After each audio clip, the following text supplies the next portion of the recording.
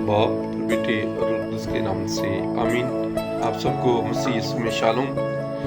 आज की पहली तिलावत पहला शमूएल और उसके पहले बाब में से ली गई है, और जिसमें जिक्र किया गया है कि हन्ना जो शमूएल की माँ है, खुदा की हुजूर में ज़ारो कुतार रोती है, अपनी दुआएं और मिन्नतें खुदावंद की हुजूर में पेश करती है, और खुदा उसे औलाद नूरीना अता करता है, यानी शमूएल नबी।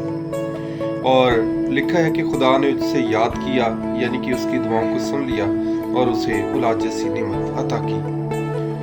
आज की इंजील मुकद्दस मरकस की इंजील और उसके पहले बाब की आखिरी आयत में से ली गई है। और आज खुदावंद यीशु मसीह अपनी इलानिया जिंदगी का आगाज कर रहे हैं।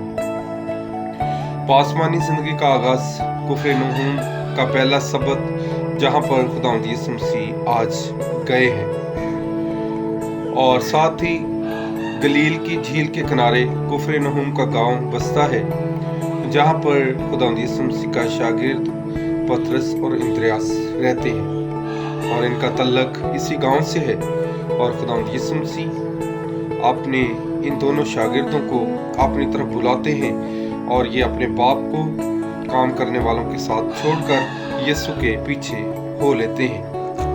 और आज खुदावंद यीशु मसीह जब हैकल में जाते हैं, तो खुदावंद यीशु मसीह वहां पर बाख्तियार तालीम देते हैं, और लोग जो हैं वो आपस में बहस करते हैं कि इसे ये अख्तियार किसने दिया।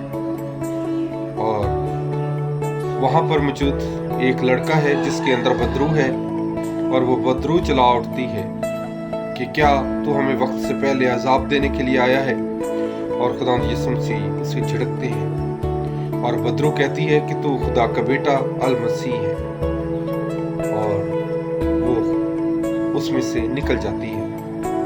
आज खुदावंद यीशु मसीह के अख्तियार की बात की गई है।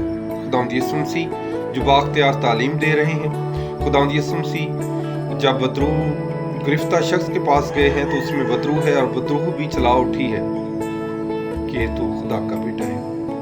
तो आज हम खुदावंद यीशु मसीह पर जब ईमान रखते हैं, ईमान लाते हैं कि वही बाख्तियार है, वही हमारी ज़िंदगी की तमाम तर मुश्किलात को और फिक्रों को दूर कर सकता है, तो फिर हमारा एतकाद यीशु पर ही होना चाहिए। यीशु हमेशा हमारी ज़िंदगी को बदलना चाहते हैं, और हमने यीशु को अपनी ज़िंदगी में शामिल रखना है, क्योंकि वो तो इसलिए आया कि वो हमारे दरमियान रहे, क्योंकि वो अपने वादे में कहता है कि दुनिया के आखिर तक हर रोज़ मैं तुम्हारे साथ।